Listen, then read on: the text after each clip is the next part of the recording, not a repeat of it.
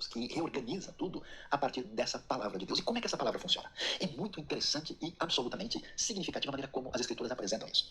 Você vai se surpreender com o fato que quando Deus fala, preste atenção, Ele não fala para um grande grupo de pessoas. Ele não fala para uma instituição.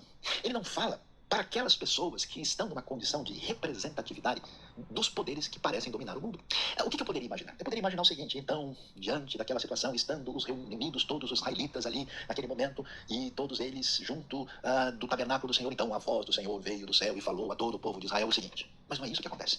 Ou talvez no momento difícil da história, aí estando Nabucodonosor, o rei da Babilônia, a caminho, ou quando o grande César apareceu, uma voz do céu invadiu o seu palácio, ele disse: olha, minha lei é a seguinte, você vai obedecer porque é assim, assim.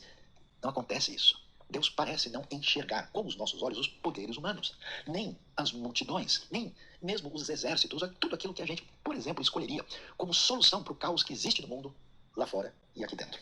É interessante que Deus fala com pessoas individuais. Você já reparou isso? É interessante que a história sagrada, ela tem número de RG e CPF. Deus chega na vida de uma pessoa, geralmente com uma série de dificuldades e limitações a priori, que são ainda ampliadas por descaminhos e equívocos da vida da própria pessoa.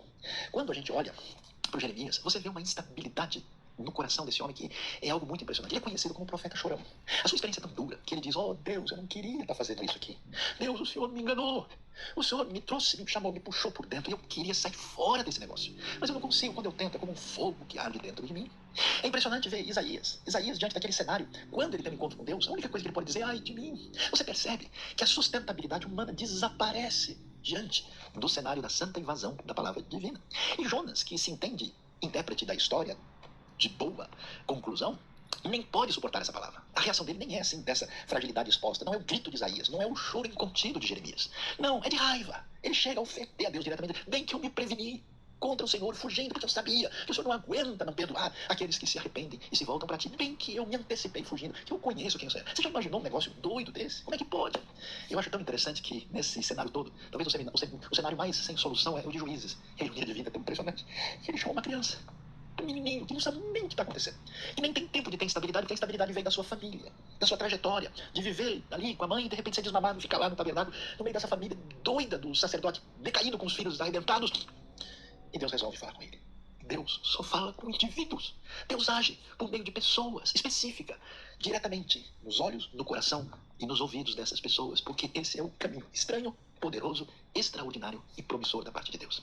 E é curioso que diante desse cenário, claro, nenhum deles tem nenhuma condição de achar coisa alguma sobre a obra de Deus. Mas é interessante, e quando a gente olha isso, a gente descobre o que significa o caminho da missão. E a verdade é que assim, a missão sempre é uma missão impossível. Que doideira! Como pode um profeta revoltado, indignado, com a mente prejudicada, e anunciar uma mensagem de perdão para o pior povo do planeta, e esse povo se voltar para Deus? Isso é impossível. Por definição, a missão é impossível. Como pode uma criança que tem que se afastar da própria mãe, ser criada nesse ambiente religioso, problemático e traumatizante, ser o caminho de Deus para restaurar a nação e para conduzi-la no momento mais difícil da história da transição para a monarquia? Como pode esse indivíduo instável, que a gente certamente indicaria algum tipo de terapia para a sua instabilidade tão incompreensível, que mal entende o seu chamado, ser o grande homem de Deus na transição tão difícil do juízo que cai sobre Judá e que representa o fim da cidade e do tempo do Senhor? Como pode aquele jovem de origem nobre, com tanta esperança do futuro, que vê o fim do reinado de Uzias, ser caminho de Deus aquele indivíduo jovem, apavorado, que se tornará o maior profeta de Judá, que tem os textos mais extraordinariamente messiânicos falando do reino de Deus? Na verdade, a missão de Deus para a nossa vida, ela sempre será uma missão impossível. Ela nunca terá condições, mas de uma maneira incompreensível.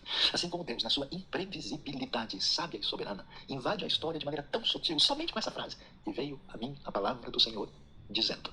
E essa frase, que pega alguém com o seu mundo quebrado lá dentro, com toda a instabilidade que nem a pessoa se autocompreende, diante de um cenário externo sem qualquer condição de solução, de maneira impressionante, inacreditável e poderosa, Deus conduz essas vidas para marcar a história para sempre. E a coisa extraordinária, quando a gente continua e prossegue lendo a Bíblia, a gente vai ver que no Novo Testamento essa palavra chega de uma maneira definitiva. Por isso que quando João comemora a chegada do momento messiânico da história, ele vai dizer, no princípio era o verbo, esta palavra, esse logos, esse davar, né? E esse verbo estava com Deus, e esse verbo era Deus. O verbo se fez carne e tabernaculou entre nós vimos a sua glória, a glória como a do unigênito do Pai.